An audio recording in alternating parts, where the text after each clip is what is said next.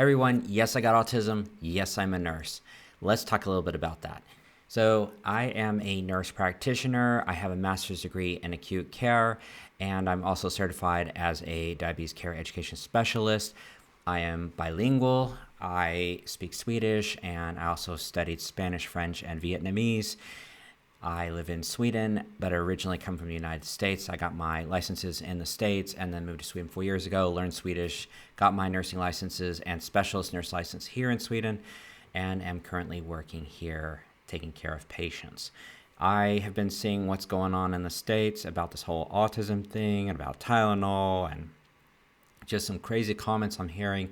And I typically don't put out videos like this, but I've been thinking a lot about it the last 3 days. I just felt really compelled to turn the camera on, put out a impromptu, unrehearsed video. So there's no edits here. This is a talking heads video. If that's not your thing, thank you for giving me a chance and have a wonderful rest of your day. But otherwise, welcome to my YouTube channel. So I typically put out videos about moving to Sweden, what it's been like for me as an American moving here and learning the Swedish language, getting my nursing license in a foreign country. And I originally started doing YouTube content 4.5 years ago when I was in the States, just prior to moving here. And it was because I had gotten diagnosed with autism and I felt very interested in the subject and I wanted to start putting out some content. So my first, or maybe one of my first videos, was about being a nurse with autism, that it was possible. One of the cool things about putting out that video is even though it's like almost 5 years old, there's still people that are going and watching it. And it has been an inspiration for other people that have autism that have gone on and gotten their degrees in nursing. Now, not everyone can become a nurse that has autism. It's exactly the same as a person without autism. Not everyone without autism can become a nurse or a doctor either. We all have our gifts. We all have our things that we are better at and things that we are maybe not so good at. That's just how it is. As humans, we all have different fingerprints. And that's one of the interesting things about autism is it's just like a fingerprint. So a lot of people say, well, you don't look autistic. And that's one of the things is it drives me absolutely crazy. Sometimes it comes from a good place because they're trying to say that, I accept you for who you are. But in most cases, it comes from a place of just a lack of understanding about what autism really is. And so I highly encourage you guys, if you have questions about autism, get out there and start reading and learning as much as you can about it. And it's getting a lot of attention in the media, and some of it's quite negative. Actually, a lot of it's quite negative right now in the States. But I think that's a good thing because now it's bringing awareness, and now there's going to be more conversations about people with autism. So not all bad publicity is bad. Sometimes it's good because it brings up awareness. I am a little bit concerned about the future for us people with autism in the States. I will say I don't feel comfortable moving back to the States right now because of what's going on.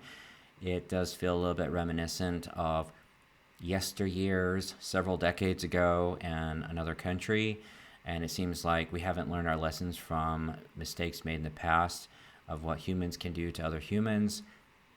I don't want to go into a whole lot of detail about the whole situation about Tylenol, but I will kind of touch on it a little bit and let me know in the comments. Is this kind of content something that you want to see more of? Like I said, this is not something I typically put out. My videos tend to be of another variation. And so if you have questions or comments on the subject or you want more content, make sure to write it down in the comment section. And so one of the things I really wanted to talk about was the fact that so I didn't get diagnosed with autism until I was older. There were signs. When I got diagnosed, I was concerned about how people would take the news. It was almost kind of like coming out of the closet with my diagnosis of autism, as it were. And for the most part, it was received real well. I actually feel like it was received better in the States than it has been in Sweden. In Sweden, I hear a lot of, well, you don't look autistic. And I've been told sometimes that it probably comes from a good place, that they just want you to feel accepted. But I also hear a lot of comments of, we all have our thing, we all have our alphabet, we're all just a little bit autistic, things like that, which to me tells me that there's really truly a lack of understanding on the part of many people. And maybe it is coming from a good place, but I feel a lot of it comes from just ignorance. I think there are people that, because of the fact that it's becoming more prevalent, people are thinking that maybe people that are getting these diagnoses don't really have it. And I remember we went through a trend with this with ADHD when I was a kid. When I was a kid, all of a sudden, it seemed like everybody was getting diagnosed with ADHD. And people were like, well, it's just because a bunch of kids just need some good, hard, old-fashioned, you know. But now we're realizing that that's not really the case, right? And I think that's becoming the case with a lot of autism cases is we're understanding more about it. It's getting better reported, and so, of course, the numbers are going up.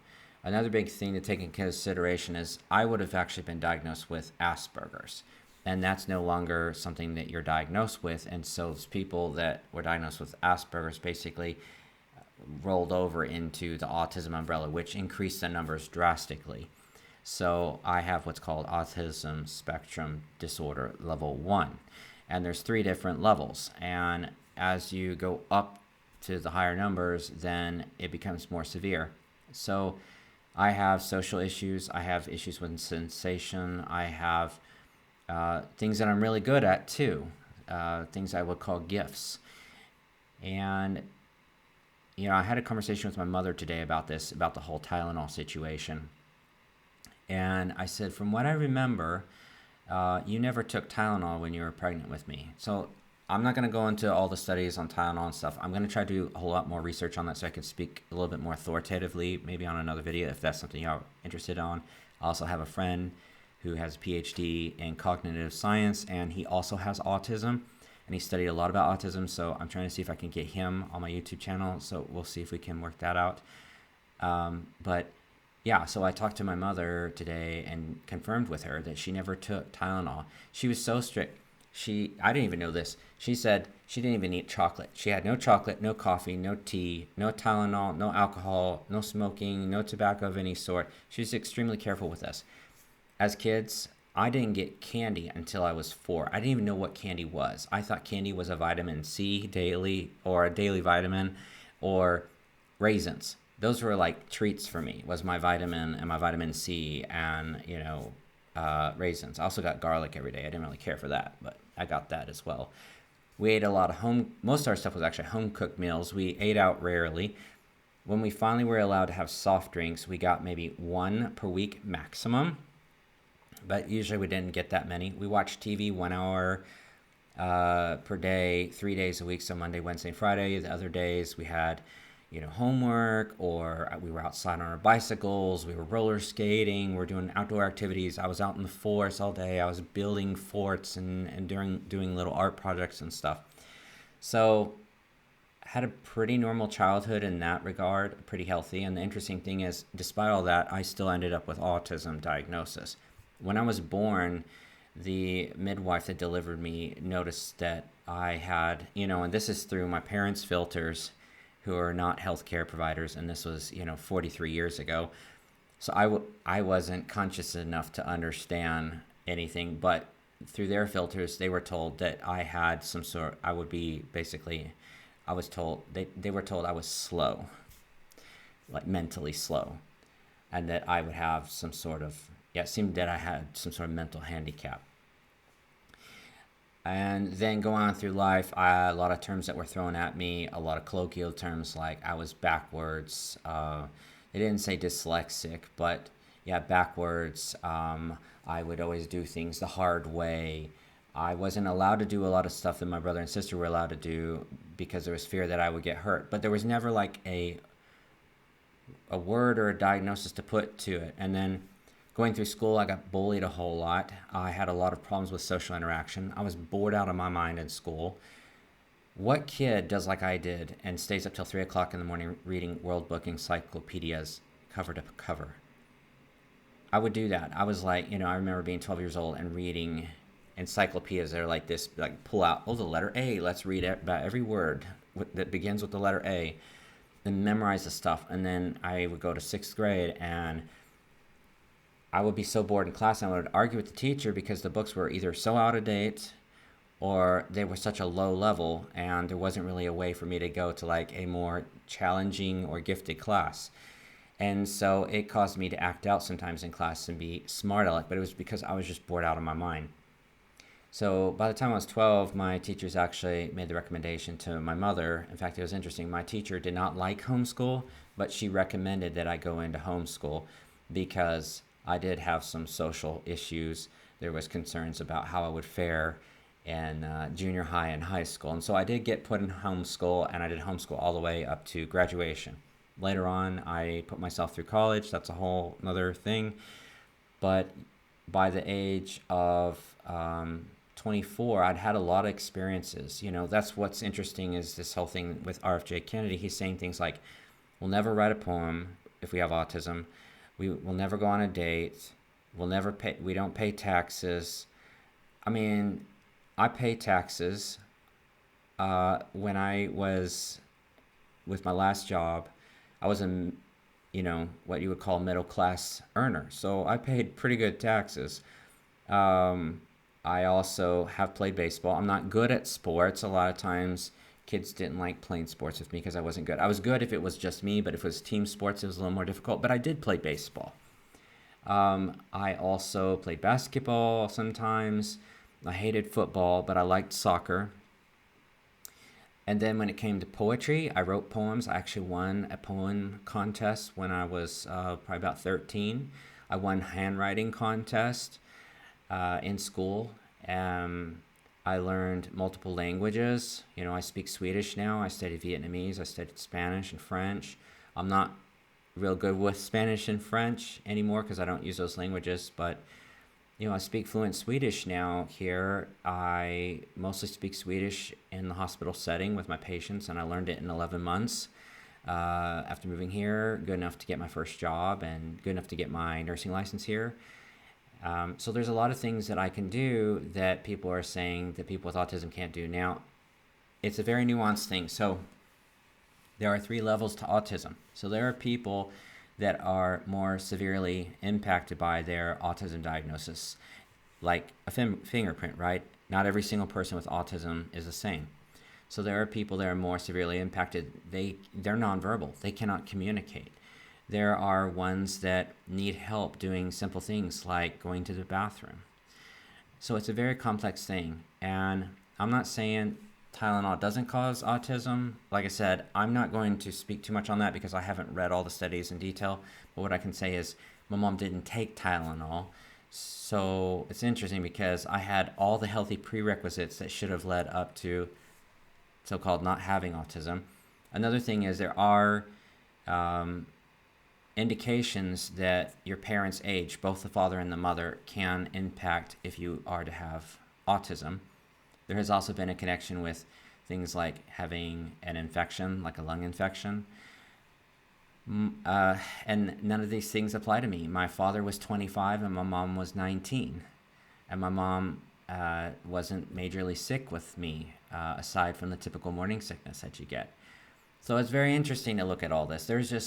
So why am I saying all this? What I'm saying is you need to use your critical thinking skills. You need to guard your thinking ability. I am so scared because I have literally seen people that are college educated people that are listening to a lot of this propaganda that's being put out, and they're just soaking it up like a sponge. And then you can put a study in front of them and they're unwilling to challenge their personal beliefs. It's just like with me, with the whole Tylenol thing. I'm not going to say yes or no about Tylenol because I haven't read the studies in great detail. I've just kind of glanced over them, and I'm going to admit that. But at the same time, I need to be ready. Like if I look at it and then it challenges my personal beliefs, I need to not have cognitive bias and be willing to say, okay, maybe I was wrong about this. And, these studies are really complicated, even for a person that's gone to college to read them. It can be quite tricky. And so you may read it and say, for example, let's say I'm just pulling this off the top of my head, 1 in 100 will get a certain, reaction to some medication. 1 out of 100 get this allergic reaction. And you say, but if you also do this other thing, like let's say you take this medicine with this other thing, it's going to increase your chances of the reaction by 100%. That means that not that, that you're going to get the reaction 100%. It means that that 1 in 100 is now doubled to 2 in 100. So it's still a very small chance, but so it's very complicated when you're trying to interpret the data on this stuff.